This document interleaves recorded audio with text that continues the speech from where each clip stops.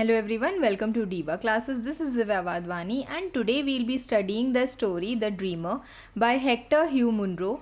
This story is for ISC Modern English perspective. So first we'll understand about the author, like just a basic reading because ऐसे ये सब चीज़ें पूछी जाती नहीं है, but still just a basic reading of understanding about the author.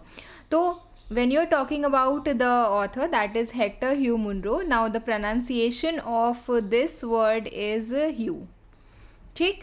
He writing under the pen name Saki means wherever the word Saki is being used, it is used for the author. He was a renowned Scottish British author and satirist, celebrated for his mastery of the short story format. मतलब कि the kind of comic stories he used to present.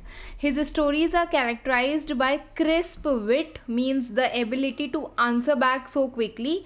Yeah, how quickly a person uses his brain, that is a wit. The dark humor, the playful mischief and sharp criticism of superficial pretensions and absurdities of Edwardian high society. So here also we'll talk about Edwardian society. This is a society that was a period of rigid class division, lavish upper class luxury. Means आप देखोगे कि यहाँ के जो लोग होते हैं, they are so much into buying expensive items and or you can say the status, the prestige that the person has inside them. Okay, that conspicuous consumption ki I have to look good and feel good just to show others. Growing political and social change. Now name and after King Edward VII, the era contrasted starkly between the wealthy elite and the impoverished working class, means the richer class and the poor class people के बीच में बहुत ज़्यादा difference दिखाया गया था in such kind of societies. Now about the story, when you're talking about the story The Dreamer, and this story is obviously for especially for the two children who commented it for me explaining them. So this is especially for them. The Dreamer is a classic satirical short story that is related to humor, okay, fun, or you can say the comic element into it, the irony or the contrast between what the people think and what actually the person is. ठीक है. In Saki's 1914 collection beast and super beast, तो ये story उसी का ही हिस्सा है. Set amidst the frenzy of the reduction sale, means we are talking here about the reduction sale और the discount sale. That is frenzy, a great emotion और activity that is not under control. Means की the happiness, the joyness of the annual reduction sale, उस time की ये story set की गई है.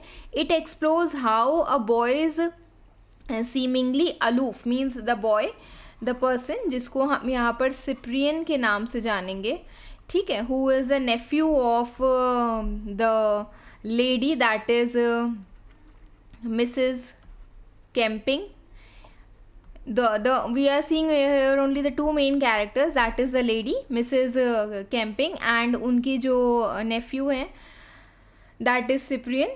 Seemingly aloof in the sense not so friendly, not a kind of distant boy who has a artistic temperament, means you can say someone who is very great observer of things, cleverly camouflages calculated opportunistic mischief, because he what happens, camouflages यहाँ पर इसका मतलब समझो, that to hide or disguise someone something by making it looks like self, कि आपके जो इर्द गिर्द मतलब आप वो पर्सन हो जो आप एक्चुअली नहीं हो.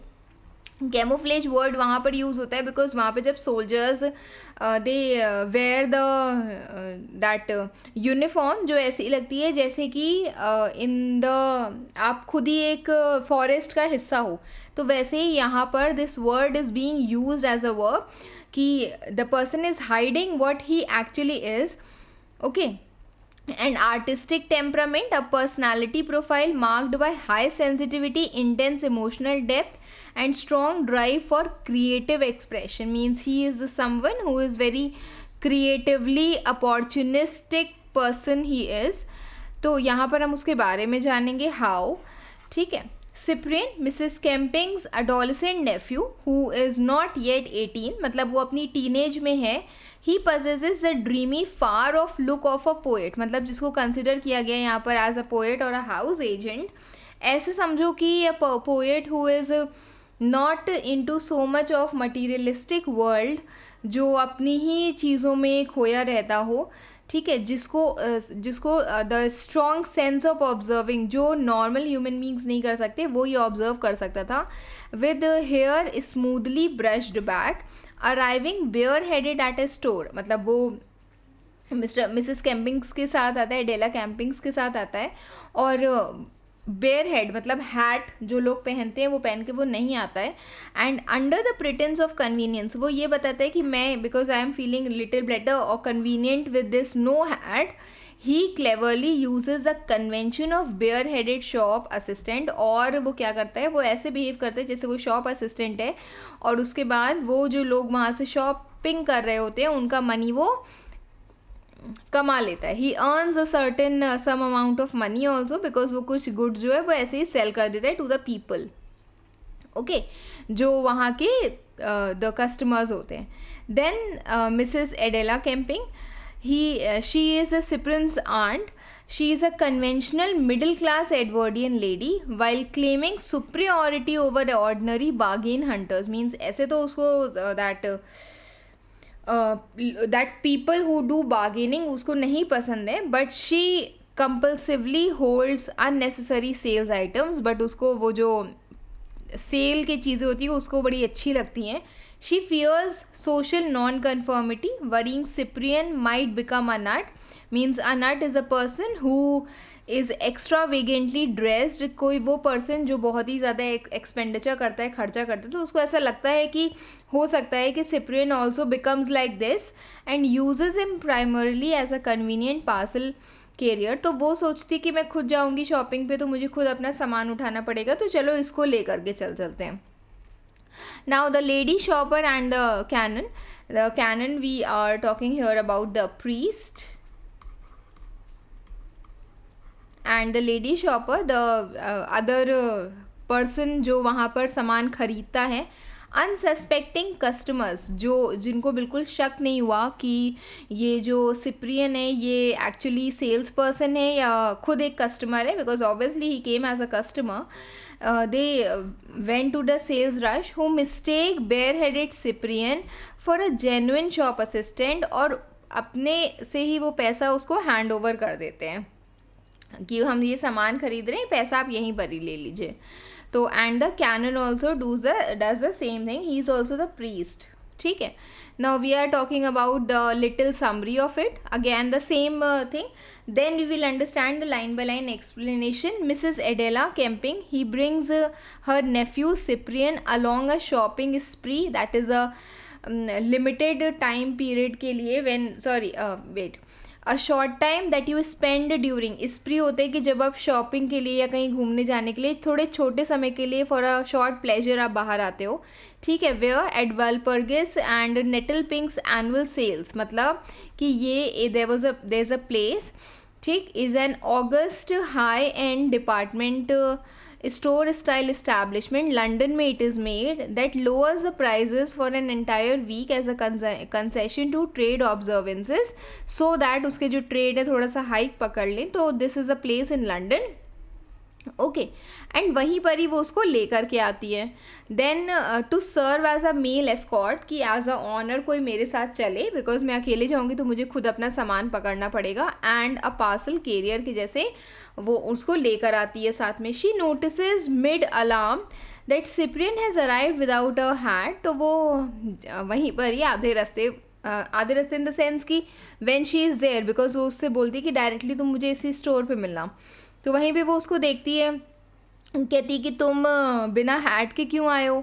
दो he innocently explains that it saves him from the hassle of tipping it off with full hands. ऐसे करके जब आप किसी से भी मिलते हो तो you just as a mark of you can say respect, आप जैसे हम लोग नमस्ते करते हैं तो as a mark of respect आप उसको ऐसे करके टिप करते हो.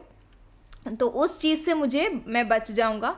While Mrs. Kempings wanders through various departments, buying impulsive useless items. तो जब ड्यूरिंग दिस टाइम जब मिसेस कैम्पिंग्स जो हैं वो कुछ यूजलेस आइटम्स को ख़रीद लेती हैं, इम्पल्सिव कि ये पसंद आ रहा है तो इसको ख़रीद लो, कुछ और पसंद आ रहा है उसको ख़रीद लो, यूजलेस आइटम्स को, Cyprian stores her packages in the cloak room, वो रूम जहाँ पर ऑलरेडी लगेज रखे होते हैं तो वहीं पर वो उसको जा करके रख देता है।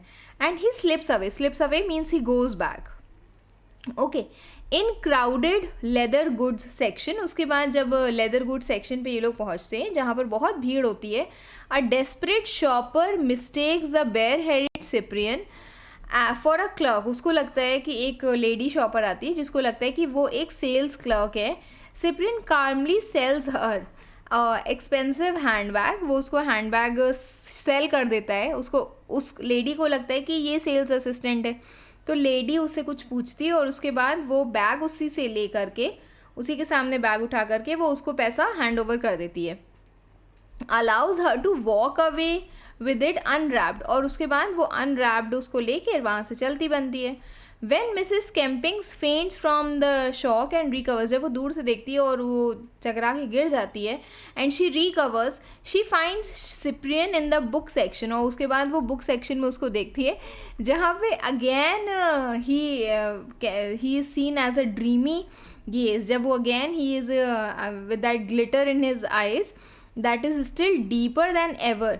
And it is just after selling 2 devotional books to an elderly clergyman, means a person who is a priest of male religious leader who performs sacred duties and guides a spiritual community. मतलब priest, तो एक elderly priest को फिर से 2 books cell करके he is looking like having a very dreamy gaze. ठीक, तो dreamer जो वर्ड है वो यहाँ पर इसी पर्सन के लिए यूज़ किया गया है कि actually when you are talking about the title, तो जब हर कोई उसको क्या समझता है, एज अ पोएट समझता है, पोएट इन द सेंस कि he behaves like it, that absent mindedness, that sweet innocent child, वो एक्चुअली बहुत बड़ा अपॉर्चुनिस्ट निकलता है कि मौके का फ़ायदा उठा दें। ओके, तो now we'll study the line by line story, because ये आपका मेन पार्ट होता है जहाँ से आपके क्वेश्चंस बनते हैं। तो it was a season of sales, the august, the impressive establishment of Walpurgis and Nettlepink, that places I have already told, had lowered its prices for the entire week as a concession to trade observances, मतलब ताकि जो उनके trade हैं वो थोड़े से high हो जाए। much as an art duchess might protestingly contract an attack of influenza for the unsatisfactory reason that influenza was locally prevalent, मतलब और ये जो यहाँ पर दिस दिस आर्ट डचेस की यहाँ पर बात की गई है, मतलब कि डचेस जिसको एक्चुअली इन्फ्लुएंजा हो गया है और just because of the reason कि इन्फ्लुएंजा लोकली मार्केट में प्रेवलेंट है, तो सेल चल रही है और उस सेल में मैं चली गई हूँ वहाँ पर just to, the reason behind is, देखो फीवर, वायरल फीवर चल रहा है, मुझे फीवर हो गया है, दैट मीन्स कि सेल मार्केट में चल रही है and I am just rushing towards that sale. ठीक, तो यही चीज़ यहाँ पर बोली गई है, that there is a comparison that is being used between to describe Adela Campings reluctant participation in the departmental store reduction cell. Y? Because it is a social obligation of shopping, और it is same as एक aunt duchess जिसको flu हो गया है just because कि it is growing around in the market, तो sale चल रही है तो जाना ज़रूरी है। ठीक है, तो Adela Campings who considers herself some major superior to the allurements of an ordinary bargain sale, जो पर्सन खुद को बहुत सुपीरियर कंसिडर करते हैं कि नहीं ऐसे बार्गेनिंग वाली सेल में मैं नहीं जाऊंगी, ठीक है, made a point of attending the reduction week at this place, तो उसने फिर भी नहीं वो कही नहीं I will go there. Why? Because उसको कुछ इन सब चीज़ों में मज़ा बहुत आती है। ठीक है, this is the reason also, this में क्योंकि बिकॉज आपके में रीज़न बेस्ड क्वेश्चंस भी पूछे जाते हैं। तो I am not a bargain hunter, means I am not the person who does a lot of bargaining, but I like to go where bargains are, पर मुझे उस जगह पे जाना बहुत पसंद है जहाँ पर एक्चुअली बार्गेनिंग हो रही होती है।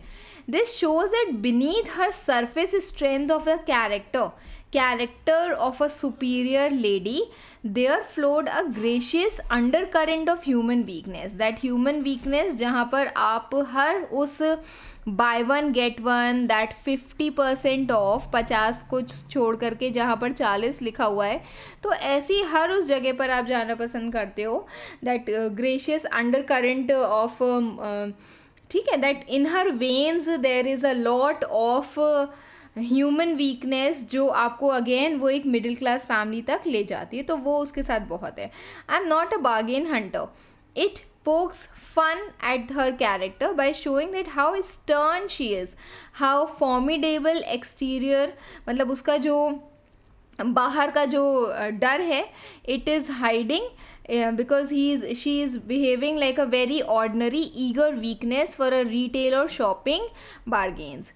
Now with a view of providing herself with a male escort. अब उसको चाहिए था कि कोई पर्सन जिसके साथ वो जा सके, बिकॉज लेडी और एनी चाइल्ड, किसी बच्चे से तो वो ऐसे सामान उठवाएगी नहीं. तो शी थॉट कि मिसेस कैम्पिन्स थॉट कि उसने अपने यंग नेफ्यू को इनवाइट किया to accompany her on the first day of the shopping expedition, that is a short journey for pleasure, throwing in the additional allurement of the cinematograph theatre. मतलब उसने उसको promise किया, Mrs कैम्पिंग्स ने सिप्रिन को promise किया कि वो उसको एक मूवी दिखा देगी, ठीक है. उसके अलावा and the prospect of the light refreshment, मतलब कि मैं तुमको कुछ स्नैक्स खिला दूंगी, कुछ बढ़िया सा खाना खिला दूंगी. तो उसके लिए एल्योरमेंट मतलब कि एडिशनल उसको क्या दिया, सम अट्रैक्शंस, कुछ कह लो कि कुछ टेम्पटिंग थिंग, ठीक है. As Cyprian was not yet 18, he was not yet 18, yet she hoped he might have reached that stage of masculine development where parcel carrying is looked as a thing abhorrent. वो कह रही कि अभी yes he is yet not reached the stage जहाँ पर masculine he is fully developed in terms of body, in terms of physical appearance. तो still she says कि उस एज तक वो अभी नहीं पहुँचा है जहाँ पर पार्सल कैरिंग को वो बहुत डिस्गस्टिंग कंसिडर करे. तो still he is not too old कि वो इस चीज़ को बहुत ख़राब कंसिडर करे. तो डेफिनेटली ही विल एक्सेप्ट कि ठीक है, पार्सल अगर उसको पकड़ाया जा रहा है तो वो पकड़ लेगा. Meet me just outside the floral department, she wrote to him, and don't be a moment later than 11, means ठीक है तुम 11 बजे तक वहाँ पर पहुँच जाना. And where to meet, to the floral department. बहुत सारे डिपार्टमेंटल स्टोर में बहुत सारे डिपार्टमेंट्स हैं, तो मुझे फ्लोरल डिपार्टमेंट के बाहर मिलना. Cyprian was a boy who carried with him through early life the wondering look of a dreamer, the eyes one who sees things that are not visible to the ordinary mortals. एक minute, ठीक है. This is tipping of a hat.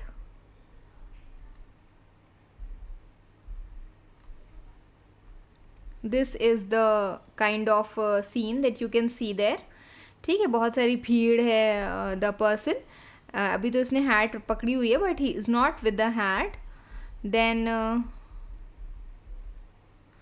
The person, जैसे आप छोटे से बच्चे को देख रहे हो, आई मीन 17 ईयर्स समथिंग, जो who has a look like a dreamer, जिसके बाल जो हैं वो पूरी तरीके से पीछे तरफ कवर्ड हैं, ठीक है. And it is going like ऐसे करके थोड़े से वेवी है, तो that looks like it. Okay, then क्या बोला गया यहाँ पर, दैट ही इज़ वन, जो ऐसे लगता है जैसे कि जो ऑर्डिनरी मॉर्टल्स को चीज़ें नहीं दिखती हैं वो इसको दिख जाती हैं because of his poetic nature. And invest the common place things of the world with qualities unsuspected by the plainer folk, मतलब कि वो उन चीज़ों को ऐसे देखता है, कॉमन थिंग्स को ऑफ द वर्ल्ड, उन क्वालिटीज़ के साथ दैट आर नॉट सस्पेक्टेड, मतलब कि जो प्लेन फॉक, जो कॉमन लोग नहीं समझ सकते हैं, वो उसको भी समझ सकता है, because he has the eyes of the poet और a house agent. He was quietly dressed.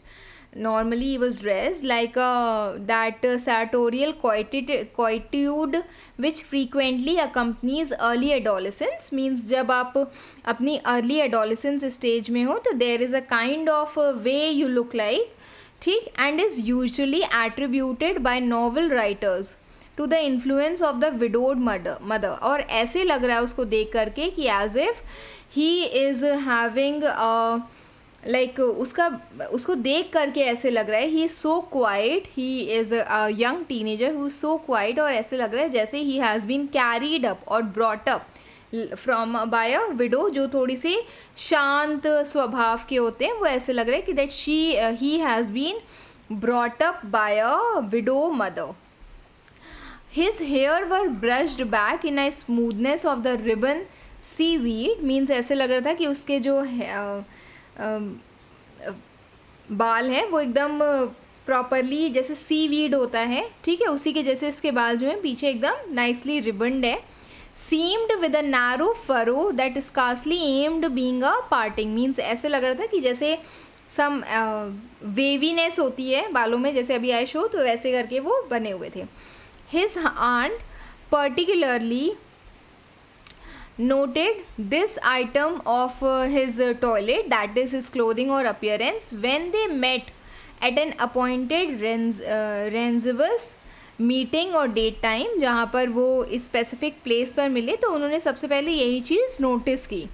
Because he was standing waiting for her bare headed, वो बेयर हेडेड उनके लिए वेट कर रहा था, तो उन्होंने सबसे पहले जो चीज़ नोटिस की वो यही थी, उसके बाल. Because he was not wearing the hat. Where is your hat, she asked. I didn't bring with me one, मैं ऐसा कुछ लेकर के नहीं आया अपने साथ. Adela Campings was slightly scandalised, shocked due to the breach of morals, because जो अपर क्लास सोसाइटी है वो हैट पहनती है, तो उसने पूछा कि तुम क्यों नहीं लेकर के आए थे. She was a little shocked. You are not going to be what they call a nut, are you? तुम एक दिखने में वैसे पर्सन नहीं लगोगे जिसको हम एक नट बोलते हैं. Nut who is a person who is very extravagantly costly, ठीक. She inquired with some anxiety, partly with the idea कि nut would be an extravagance, कोई ऐसा पर्सन जो बहुत खर्चीला हो, वैसे तुम दिखने चाहिए बट तुम वैसे नहीं दिख रहे हो. That the idea would be an extravagance which her sister's small household would scarcely be justified in incurring. मतलब Adela worries that maintaining that expensive wardrobe and lifestyle of a nut would cost too much money for her modest family or household to support. Modest family और her household मतलब sister, क्योंकि ये nephew है ना, उसका खुद का बेटा नहीं है ना, तो मेरी सिस्टर के घर पे जितना लाइक मॉडेस्टली चीज़ों को, खर्चे को मैनेज किया जाता है, तो एक नट वहाँ पर अगर खर्चा करेगा तो there is no justification of it. Partly and perhaps with the instinctive apprehension that a nut even in its embryo stage would refuse to carry the parcel. So वो कह रही थी कि अगर कोई extravagant person है, पहली चीज़ कि वो इतना एक्सपेंडिचर करेगा जो उसकी फैमिली बियर ऑफ नहीं कर पाएगी, एंड सेकेंड थिंग दैट एक डर भी था कि अगर ये एक्चुअली एक एक्स्ट्रावेगेंट पर्सन है तो वो अपनी जो एग वाली स्टेज होती है ना, उसमें भी वो person he will refuse to carry the parcels. तो Cyprian looked at her with his wondering dreamy eyes. Okay, because dreamer यहाँ पर इसी को ही बोला गया है.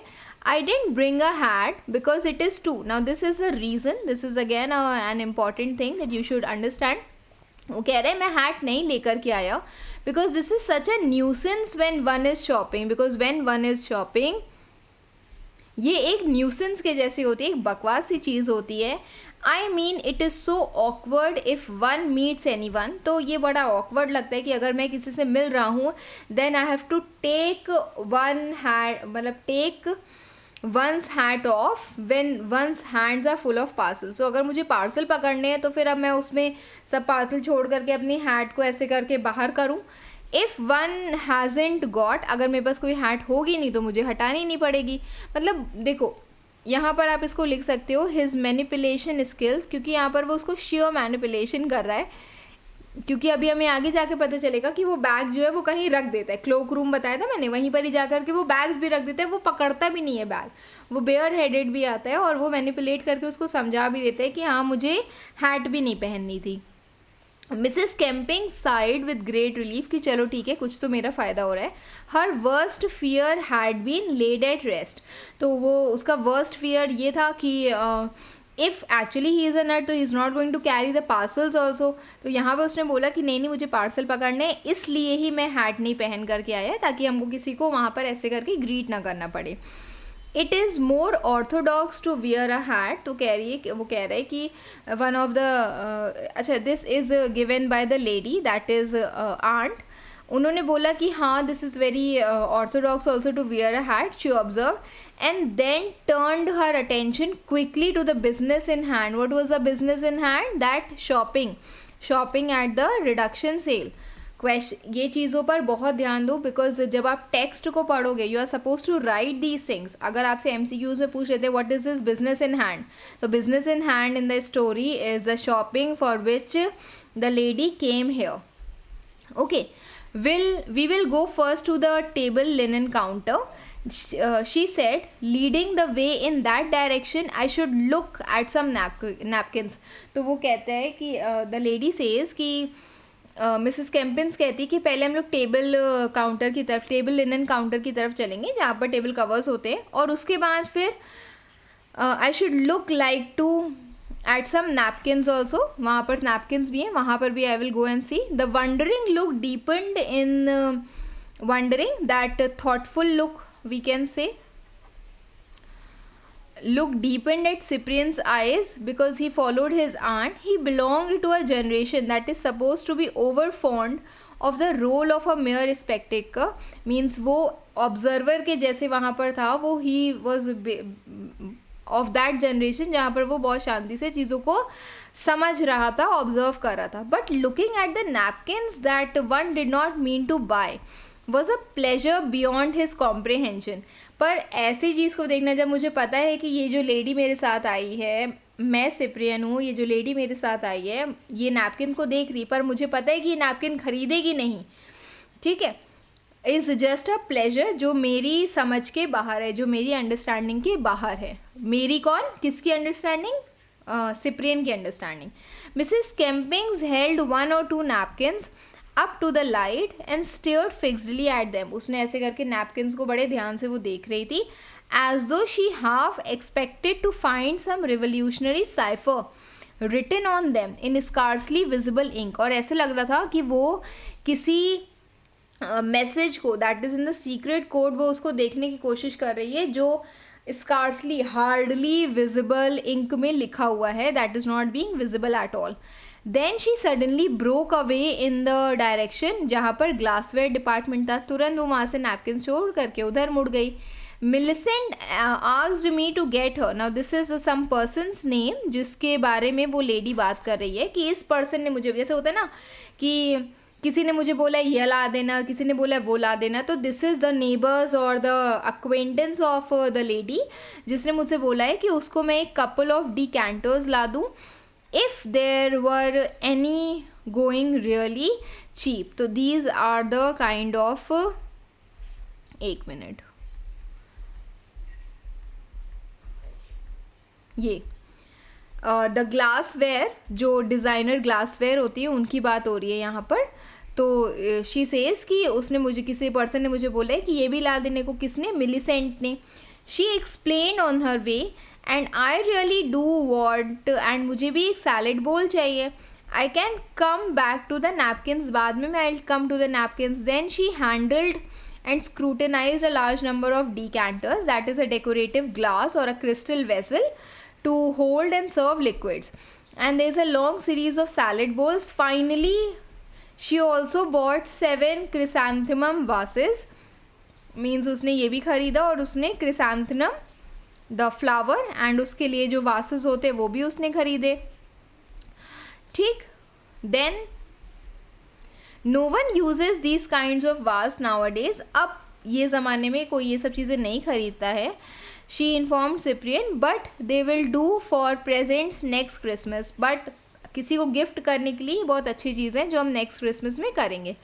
2 sunshades were marked down to a price that Mrs. Campins considered absurdly cheap, that were added to her purchase. So उन्होंने ये भी देखे थे, क्या देखे थे? सनशेड्स, जैसे कि ये तो उसने 2 सनशेड्स भी खरीदे थे अपने घर के लिए. One of them will do for Ruth Colson the person. कह रही कि ये एक किसी और पर्सन को मुझे देना है. She is going out to Malay States, जहाँ पर मतलब वो कह रही कि वो जिस पर्सन के लिए मैंने लिया है वो यहाँ पर जा रहा है. And sunshades will always be useful there. और वहाँ पर जहाँ पर धूप बहुत होती है वहाँ पर the sunshades are very much important. And I must get her something writing paper. और मैं उसको कुछ राइटिंग पेपर भी दे दूँगी. एंड आई नो कि there it will take no room in one's baggage.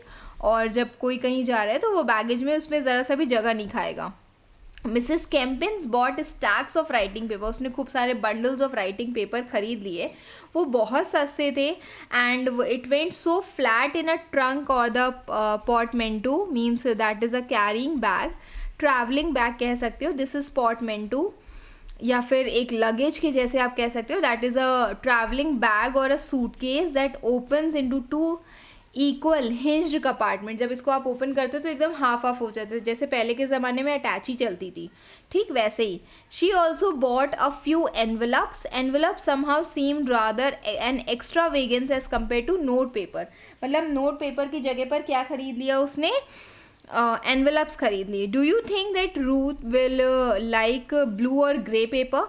तो वो किससे पूछती है? Aunt is asking to Cyprian कि तुमको लगता है कि उसको ग्रे पेपर पसंद आएंगे कि ब्लू पेपर पसंद आएंगे?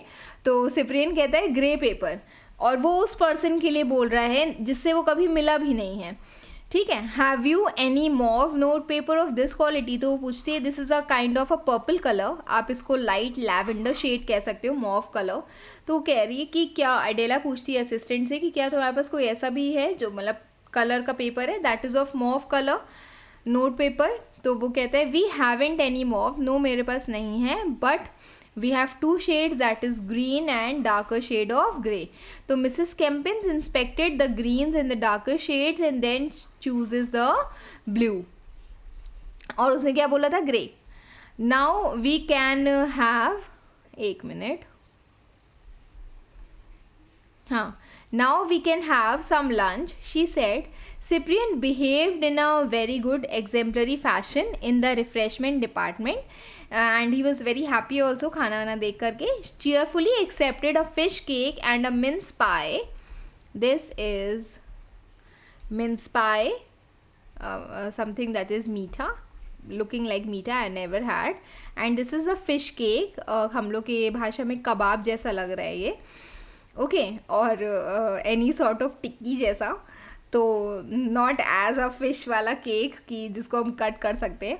And a small cup of coffee with adequate restoratives. मतलब कि उसमें इतनी एनर्जी थी कि I could be restored with my same energy after 2 hours of concentrated shopping के बाद. Now they had this snacks. He was adamant, however, in resisting his aunt's suggestion that hat should be bought for him from the counter. तो कह रही, मतलब aunt ने उसको suggest किया कि तुम्हारे लिए एक हैट खरीद लेते हैं फ्रॉम द काउंटर. तो उस पर ही वॉज वेरी मच एडमेंट, अड़ा रहना कि नहीं मुझे नहीं चाहिए. Where men's headwears were being disposed of at a tempting reduce price. बहुत कम पैसे पर जहाँ पर वो चीज़ें खर्चे हो रहे थे, मतलब सेल चल रही थी, तो वहाँ पर इसको बोला गया कि तुम खरीद लो. बट नहीं, उसने मना किया. और वॉट रीज़न ही गेव? उसने बोला that I have got many hats as I want in my house and besides it rumples one's hairs also trying them on. कि अगर मैं यहाँ पर उसको ट्राई भी करूँगा तो मेरे बाल ख़राब हो जाएंगे. Perhaps he was going to develop into a nut after all and later on. धीरे धीरे जब वो बड़ा होगा तो obviously he will become an extravagant person. It was extravagant मतलब जो बहुत खर्चीला होता है, जो बहुत पैसा खर्चा करता है अननेसेसरी थिंग्स में, ओके. और it was a disquieting symptom that he left all the parcels in charge of the cloak room attendant. तो this is a cloak room.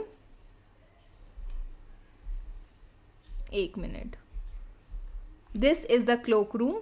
तो यहाँ पर उसने अपने सारे जितना भी सामान था उसको वहाँ पर लगेज वाली जगह पर उसने रख दिया था. We shall be getting more parcels presently. अभी हम लोग कुछ और थोड़ा सा सामान खरीदेंगे. तो वो कह रहे कि it was a disquieting symptom that he left means it highlights Chemping's subtle uneasiness, क्योंकि उसके नेफ्यू ने उसके सारे जो ड्यूटीज़ थी वो अवॉइड कर दी थी, कैरी करने के जितने भी शॉपिंग बैग्स थे वो उसको किसी और, एक तो उसने हैट नहीं खरीदी, एक तो उसने हैट नहीं पहन कर आया, उसने रीज़न क्या दिया कि वो पार्सल्स पकड़ेगा, अब उसने वो पार्सल्स वाली ड्यूटी भी किसी और को दे दी थी. इट वॉज अ डिसक्वाइटिंग सिम्टम कि मतलब थोड़ा सा she was not feeling good because उसने जितना भी लगेज था वो सब वहाँ रख दिया था. Lady was not feeling good because the boy has kept the things in the cloakroom. We shall be getting more parcels presently, he said. So we need not collect these till we have finished our shopping. तो वो कह रहे कि हाँ, तो वो कह रही तो wait, this is said by Cyprian. Cyprian कहता है कि you can write it also with you in your text, so that आपको जब आप दोबारा इस चीज़ को रीड करोगे आफ्टर मी एक्सप्लेनिंग यू, आप इसको रीड करोगे, इट विल बी ईजी कि किसने क्या बोला था. ठीक है, तो उसने बोला that we shall be getting more parcels, अभी हमें और शॉपिंग करनी है, तो हम इसको रख देते हैं अपनी शॉपिंग्स को, और जो पुराना जो क्लोक रूम में रखा हुआ है सामान उसको वहीं रखे रहने देते हैं. Then his aunt was doubtedly appeased. Appeased होता है someone who is very satisfied, और doubtedly मतलब कि not appeased, not happy, not satisfied. Why? Because some of the pleasure and excitement of shopping expedition was seemed to evaporate. जो मेरी happiness थी वो shopping की, वो ऑलरेडी इवेपोरेट हो रही थी धीरे धीरे. क्यों? क्योंकि जितना भी मैंने परचेजेस की थी उससे मेरा पर्सनल कांटेक्ट नहीं हो पा रहा था, वो नज़रों के सामने मुझे दिख नहीं रही थी, वो कहीं रख दी गई थी, जिसके कारण I was not feeling very happy. I am going to look at those napkins again. मैं दोबारा वो नैपकिन्स देखने जा रही हूँ. She said as they descended the stairs to the ground floor, you need not come, तुम मत आओ, उसने बोला.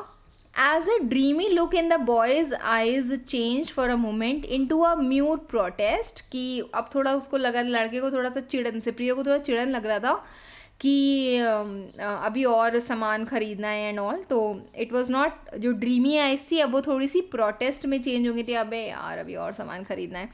ठीक है, you can meet me afterwards, तो मुझे कटलरी डिपार्टमेंट के में तो मुझे मिल जाना बाद में. I have just remembered that I haven't a corkscrew in the house that can be dependent on. तो मेरे पास कॉक स्क्रू भी नहीं है. This is the corkscrew, एक मिनट, ये ठीक, जिससे जो वो होते हैं वाइन्स के कैप्स होते हैं जिसको खोला जाता है, तो वो मेरे पास नहीं है. ओके, तो इन द हाउस, तो तुम मुझे वहीं पर ही मिल जाना. Cyprian was not to be found in the cutlery department. जब आंट वहाँ पर गई तो वो वहाँ पर नहीं दिखा. ड्यू कोर्स, जब तक आंट वहाँ पर अराइव हुई वो नहीं दिखा. But in the crush and bustle of the anxious shoppers and busy attendants it was an easy matter to miss anyone. पर इतनी भीड़ थी वहाँ पर एंशियस शॉपर्स की कि जल्दी जल्दी जो सामान बटोर रहे थे, कि ये बहुत कॉमन सी लाजमी सी बात थी कि किसी भी इंसान का खो जाना वॉज वेरी मच नेचुरल.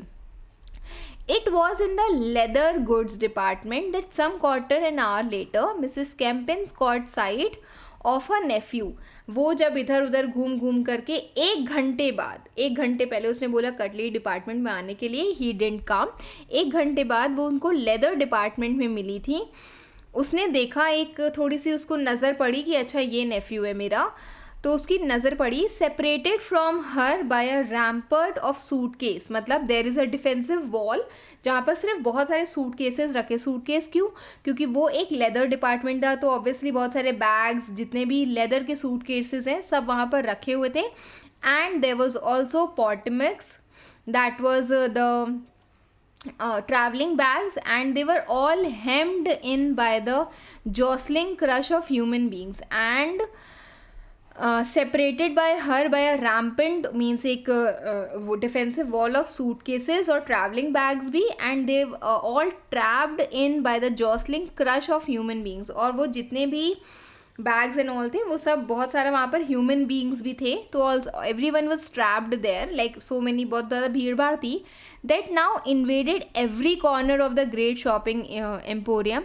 और वो जो लार्ज स्टोर था उसके एक एक कॉर्नर पे बहुत सारे लोग थे, बिकॉज ऑब्वियसली रिडक्शन सेल सुबह से शुरू हुई है, 1 घंटा 2 घंटा 4 घंटा, तो इट वॉज अराउंड 3 साढ़े 3 4 बज रहा है and then many people would have arrive. तो अब हर एक कॉर्नर पे लोग थे वहाँ पे। She was just in time to witness, वो एकदम समय पर आई थी वहाँ पर विटनेस करने के लिए कि वॉट इज़ हैपनिंग देयर।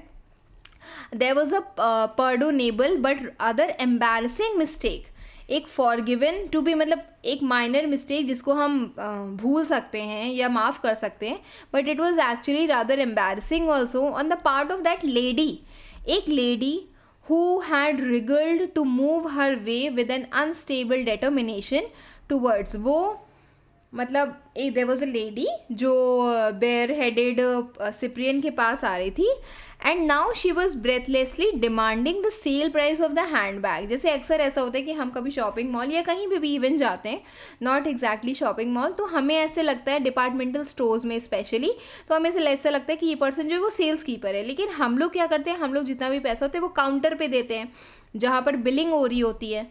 तो इसने क्या किया, there is a lady who moved about her way to the with unstable determination towards the bare headed Cyprian and she was breathlessly demanding कि ये जो हैंड बैग है, क्योंकि ये लोग लेदर डिपार्टमेंट में थे, तो ये जो हैंड बैग है जो बहुत ही पसंद आया उसे, वो कितने का है।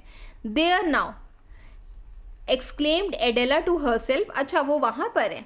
She takes him for one of the shop assistants, ऐसा लग रहा है कि वो जो लेडी है उसको शॉप असिस्टेंट समझ रही है, because he is not having his hat on. I wonder he hasn't happened before, I hope कि ऐसा कुछ इससे पहले हुआ नहीं होगा। द कोट डिस्क्राइब्स द, अच्छा ये जो पूरा ये वाला जो पार्ट है उसमें लिखा हुआ है कि जो कोट है that describes the overwhelming crowd of shoppers and piled up luggage, वो जो रैम्पार्ट लिखा हुआ था ना वर्ड, ये उसके लिए था कि the piled up luggage in the stores leather goods department. तो वो कह रहे हैं कि यहाँ पर इट इज़ से शी इज़ सेइंग, अच्छा वो वहाँ पर है। आई होप कि वो बेयर हेडेड है, इसलिए उसको वो लेडी जो है वो एज अ सेल्स पर्सन समझ रही है एंड आई वंडर कि ये चीज़ इससे पहले यहाँ पर ना हुई हो, बिकॉज 1 घंटे से वो गायब था। परहैप्स इट हैड, पर एक्चुअली अभी ऐसा कुछ नहीं है, इससे पहले भी ये चीज़ हो चुकी थी। Cyprian at any rate seemed neither startled nor embarrassed by the error into which the good lady had fallen. वो जो good lady, जो कस्टमर थी, जो लेडी शॉपर थी, जिस गलती में वो पड़ी है उससे ना ही वो बहुत हैरान था ना ही वो एम्बेरस्ड था। वाई? बिकॉज ऑब्वियसली पहले भी ये चीज़ हो चुकी होगी in the same place. Examining the ticket on the bag, he announced it in a clear, dispassionate voice. जब उसने उससे पूछा, जैसे अगर मुझसे कोई पूछेगा कि इसका सेल प्राइस क्या है, कोई पर्सन मुझे समझ रहा है कि मैं एक सेल्स पर्सन हूँ, तो मैं सीधे मना कर दूंगी कि आई एम सॉरी, मुझे नहीं पता, मैं सेल्स पर्सन नहीं हूँ, आप एक्चुअली किसी से पूछ लीजिए, यू आर बीइंग मिस्टेकन। उसने क्या किया, सिप्रियन ने, who everyone thought was a poet के फॉर्म में, he was actually an opportunist, जिसने ये कंसिडर किया कि उसने जो हैंड बैग इस लेडी को बहुत पसंद आया था, उसको उठाया, उसका सेल्स प्राइस देखा और उसने बहुत ही क्लियरली बोला, साफ वॉइस में बोला, डिस्पैशनेट वॉइस में, that the black seal says that this is 34 shillings, that is marked down to 28 shillings, that is a British coin। तो कोई चीज़ जो 34 रुपीज़ की है वो अब 28 रुपीज़ की है, ऐसे समझिए, ठीक। As a matter of fact we are clearing them out at a special reduction sale of 26 shillings। They are going off rather fast, और ये बहुत जल्दी जा रहा है, मतलब बहुत ही क्विकली जा रहा है। कोई चीज़ 28 रुपीज़ उस पर लिखी है, हम उसको और सस्ता करके 26 रुपये का बेच रहे हैं। तो this is all the things that was spoken by Cyprian कि हमारे यहाँ सेल लगी हुई है और ये जो सेल है इसमें हम लोग ये जो पैसा, ये जो सामान है वो इस प्राइस पे बेच रहे हैं। Very nicely, very crisp voice में उसने ये चीज़ बोली। तो लेडी कहती है, वो जो लेडी शॉपर थी वो कहती है, okay I will take it, said the lady. She was eagerly digging some coins at her purse, अपने पर्स में कुछ कॉइन्स ढूंढ रही थी। Will you take it as it is, asked Cyprian. Cyprian पूछता है कि अब अगर वो लेडी कहती है कि वो काउंटर पे जाएगी, पैकिंग करवाएगी, तो भाई इसको तो पैसे मिलेंगे नहीं। तो सिप्रियन कहता है कि क्या तुम इसको एज इट इज़, ये हैंड बैग जिस भी हालत में है, पन्नी चढ़ी हुई है, इसमें रैप्ड अप नहीं है, बैगेज नहीं है, क्या तुम इसको ऐसे ही ले सकती हो? बिकॉज अगर वहाँ जाएंगे तो it will take a few minutes हम इसको रैप करें, और वहाँ पर there is such a crush, बहुत सारा अभी भी लोग हैं वहाँ पर। तो वो लेडी कहती है कि कोई बात नहीं, never mind, I will take it as it is, said the purchaser clutching her treasure. वो हैंड बैग उसने लिया, उसने मनी काउंट किया और उसने सिप्रियन के पाम में रख दिए। कितने पैसे? 26 शिलिंग्स उसने रख दिए। सेवरल काइंड स्ट्रेंजर्स, अब ये पूरा नज़ारा देख करके, that little far of was Adela, वो बिल्कुल ही ओपन, मतलब बिल्कुल ही शी वॉज फीलिंग शॉक्ड, वो ऑलमोस्ट डिजी, फेंट होने लगी, बिकॉज वो देख रही है कि अरे मेरा नेफ्यू ये सब कर रहा है यहाँ पे बैठ के, पैसे कमा रहा है। It's the crush and the heat. तो एडेला वहाँ पर चकराने लगती है, तो उसको कुछ लोग स्ट्रेंजर्स मिल करके थोड़ी सी बाहरी प्लेस में लेकर आते हैं। तो लोग कहते हैं कि ये कुछ क्रश और हीट है, मतलब लोगों के भीड़ भाड़ में और जो गर्मी है उसके कारण एक सिंपथाइज़र, मतलब कि एक पर्सन जो थोड़ा सिंपथी दिखा रहा था एडेला को, उसने दूसरे से बोला it's enough to turn someone dizzy, किसी और पर्सन को डिजी करना, मतलब कि बेहोशी वाली हालत जो हो जाती है, सर घूमने लगता है, वो हो गया। तो this is what has happened when next she came across Cyprian. तो वो बेहोश हो गई, बेहोश होकर के वो बाहर ले आए लोग उसको। जब दोबारा वो सिप्रियन, जब उसकी होश में आई, दोबारा उसने सिप्रियन को देखा, तो वो एक क्राउड में खड़ा हुआ था, that pushed and जॉसल्ड around the counters of the book department. जब वो दोबारा होश में आई, उसने सिप्रियन को ढूंढा, और वो कहाँ पर था? वो बुक डिपार्टमेंट था। The dream look was also deeper now, even in his eyes. Now he had sold 2 books of devotion to an elderly canon, that is a priest. तो वो क्या कर रहा था? वो वहाँ बैठ करके पैसे कमा रहा था from the grand reduction sale, जिसमें Adela who judges Cyprian based on his youth and blank dreamy look, साकी यूजेस आयरनी, कि हमने क्या सोचा कि वो पर्सन कैसा है, वो एक्चुअली कैसा बन के आया। Saki uses irony to subvert this, the dreamer actually possesses a sharp opportunistic mind, मौके का फ़ायदा उठाना। जहाँ पर एक adult aunt is blind how she is being manipulated. Who is this adult aunt? That is camping.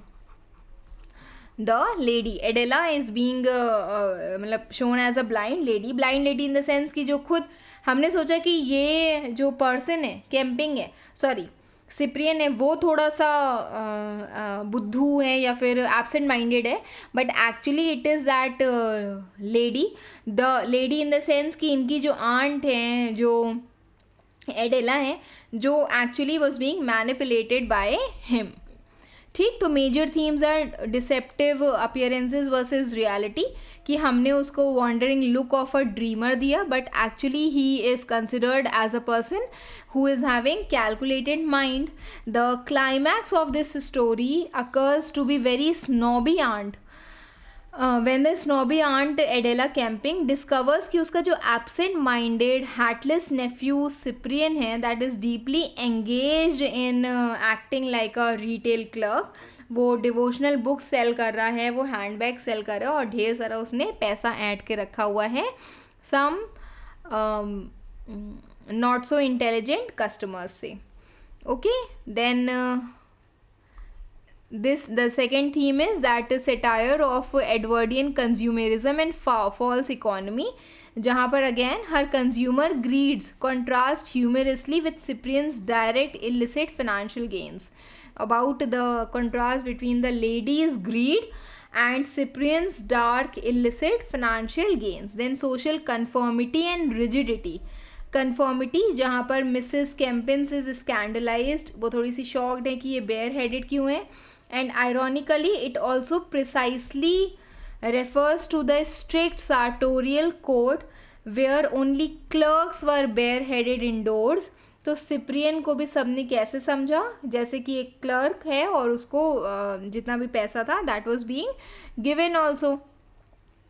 Okay then literary devices that is irony, जहाँ पर हम people were considering him as a daydreamer, he is actually having commercial ruthlessness, जहाँ पर वो एक opportunist के form में निकल कर आता है. Then narrative structure is it is methodically through subtle clues that Cyprian refuses the hat, depositing parcels in the cloakroom to free his hands, slipping away into the crowded sections. तो ये उसका कह सकते हो कि एक प्रॉपर प्लानिंग भी थी.